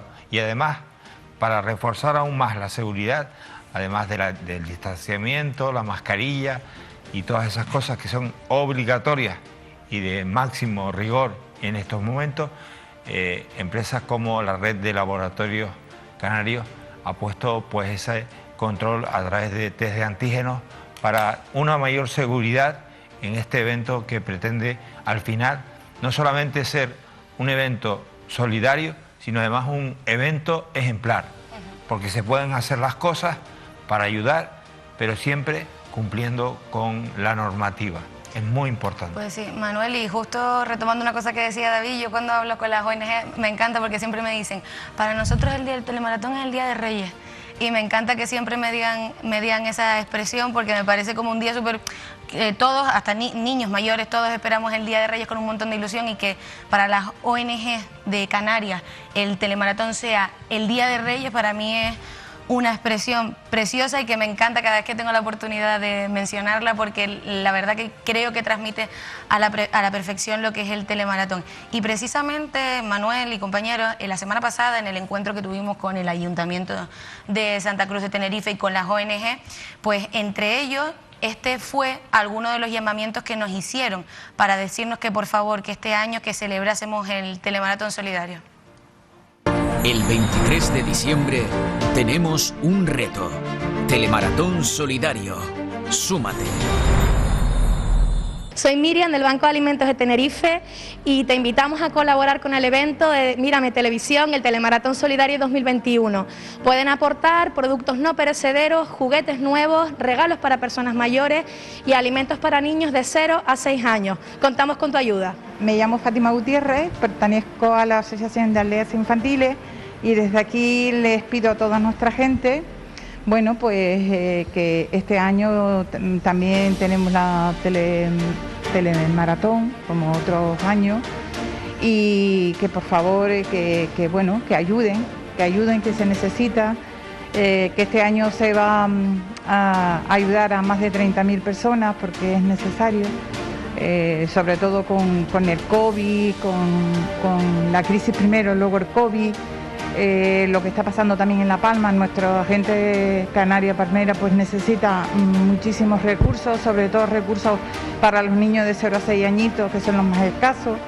Y bueno, yo estoy segura que nuestra gente va a responder y que, como bien sabéis, nuestra gente canaria es muy solidaria, y estoy completamente segura de que el telemaratón va a contar con todos esos recursos que nosotros necesitamos para ayudar a toda nuestra gente.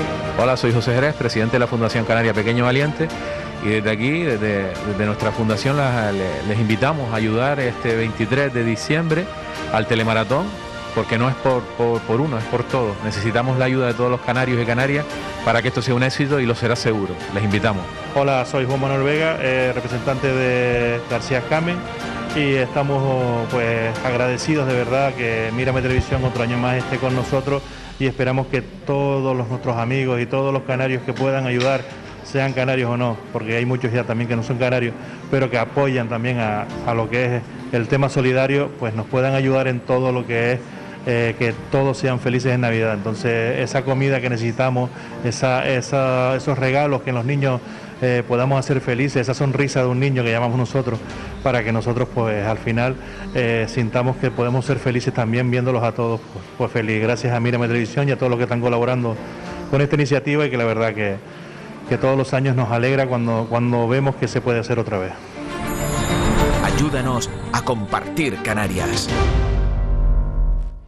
Queremos compartir Canarias, y siempre para poderla compartir es importante un cartel, y nosotros ya lo tenemos. De hecho, Pili Navarro se encuentra en Litografía Drago. Pili, buenas noches. Así es, Manolo, aquí estamos en Litografía Drago. Esto es pues tradicional ya que vengamos por aquí para lo que es casi la presentación de ese cartel que anuncia el telemaratón solidario. Por supuesto que no estoy sola, déjame primero que salude a tus compañeros de mesa y también a los telespectadores de Mírame Canarias. Aquí estoy, como decíamos, en Litografía Drago, y me vas a permitir, Manolo, que no te escucho muy bien, porque las máquinas están a tope y la verdad que esto está imparable. A mi lado sí es verdad que no puede faltar Carlos González, que está al frente de esta gran litografía y que además pues forma parte casi de la casa de Mírame Canarias, por no decir que formas parte de esta casa, porque desde luego yo no sé cuántos años llevamos ya viniendo por aquí, y tu colaboración es imprescindible también para este telemaratón. ¿Qué tal, Carlos? ¿Qué tal? Buenas noches, Pili. Sí, la verdad que llevamos unos cuantos años ya, no sé si 8 o 10 años seguro. Y bueno, ya es que para nosotros es una tradición esperar cuando llegue el final de noviembre, esperar la llamada para concretar y ver la impresión de la puesta en marcha de la cartelería de telemaratón. Carlos, recibes la llamada de Manolo, que está al otro lado de la... Que por cierto le mandamos un saludo, Manolo, un abrazo. Carlos. Recibes la llamada de Manolo y tú inmediatamente manos a la obra. Sí, empezamos a coordinar, esperamos que nos llegue el diseño. Cuando llega el diseño, pues lo plasmamos en la sala de preimpresión. Ahí decidimos el formato que vamos a utilizar y luego elegimos la máquina donde se va a imprimir. Ya hemos hecho todo ese proceso, ya estamos en la máquina imprimiendo un cartel de 1 metro por 70. Desgraciadamente, como el año pasado, hemos tenido que reducir la cantidad de impresiones, debido a que se van a colocar, se nos han dicho, solamente los puntos de recogida, y también se podría colocar en los puntos habilitados que tenga el ayuntamiento para colocar cartelería exterior. Bueno, Carlos, ¿vamos a ver el cartel? Sí, sí. Vamos a ver el cartel. Perfecto. Aquí está, podremos decir que está calentito, ¿no? Calentito, sí, está, si lo tocamos nos manchamos las manos.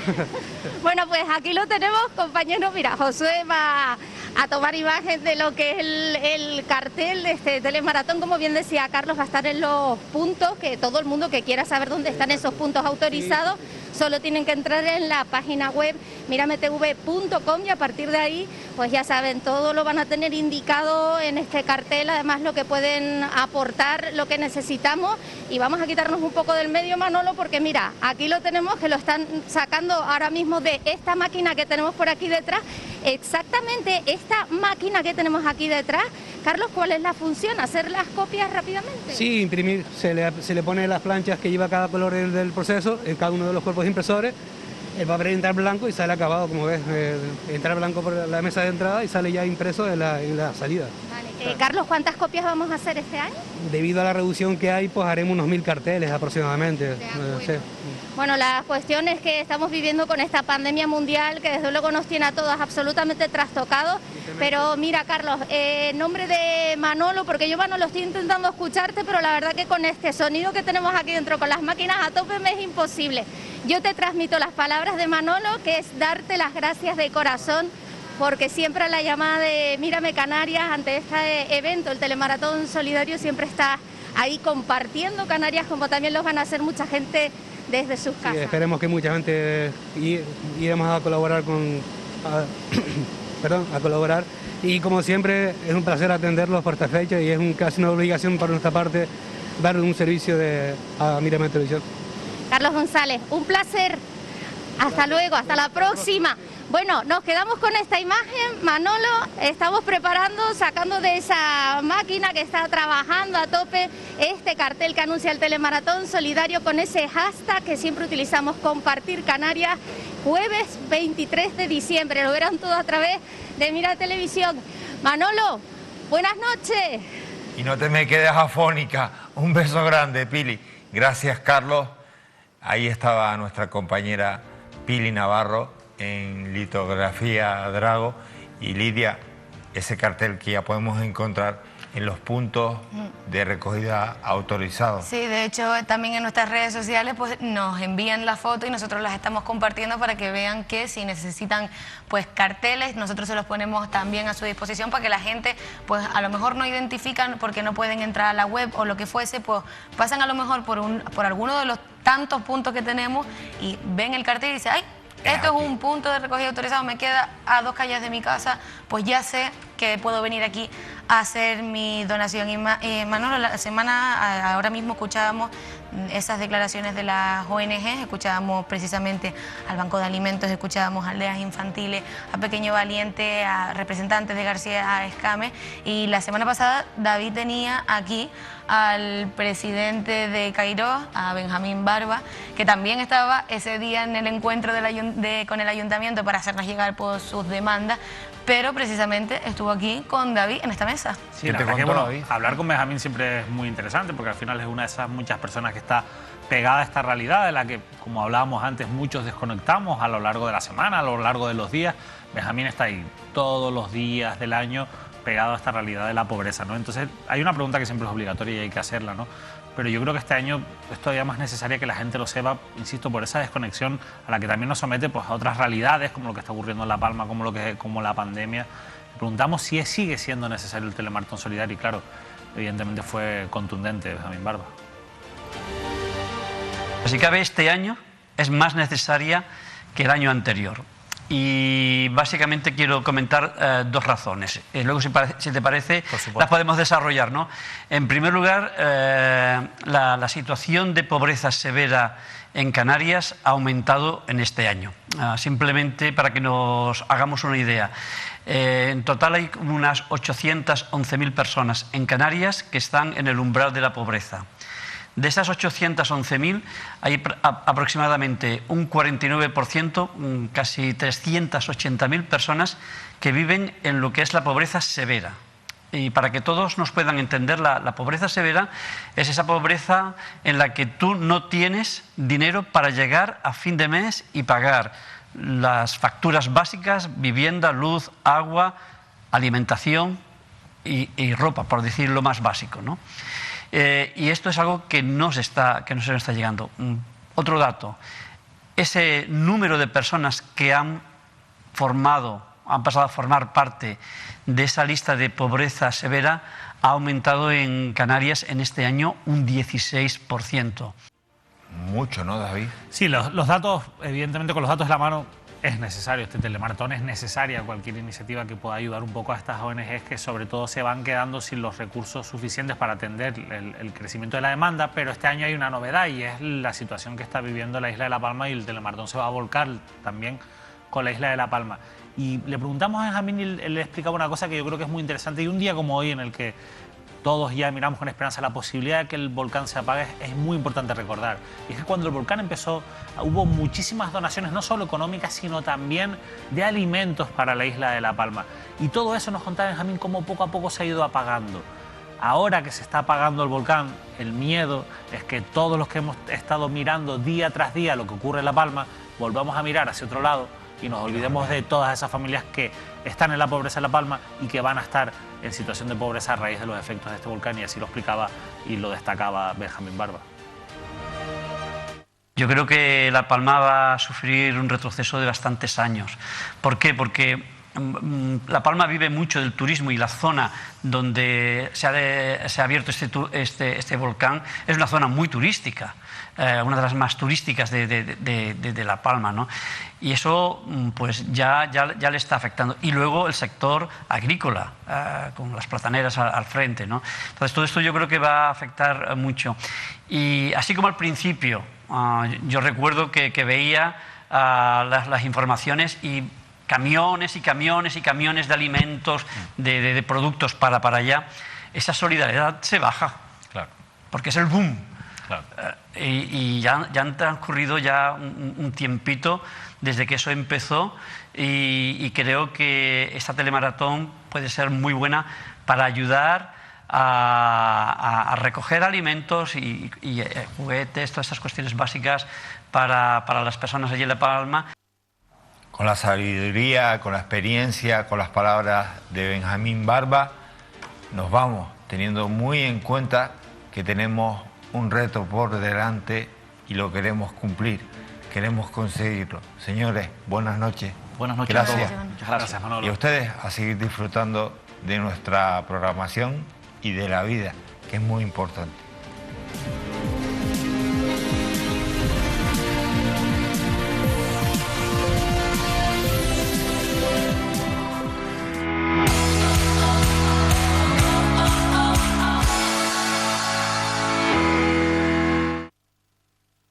Canarias al Día, la tertulia con el patrocinio de Egatesa, Caja 7, Faicanes, Caser Seguros, Miranza, Grupo Número 1, Hiperdino, Loro Parque, Vodafone, Mogán Mall, Bazares Chinatown, Congelados 5 Océanos, Poema del Mar, Siam Park, McDonald's, Multicentro Comercial El Trompo, en La Orotava, Red Canaria Laboratorios, Grupo González Canarias, Repsol, CaixaBank,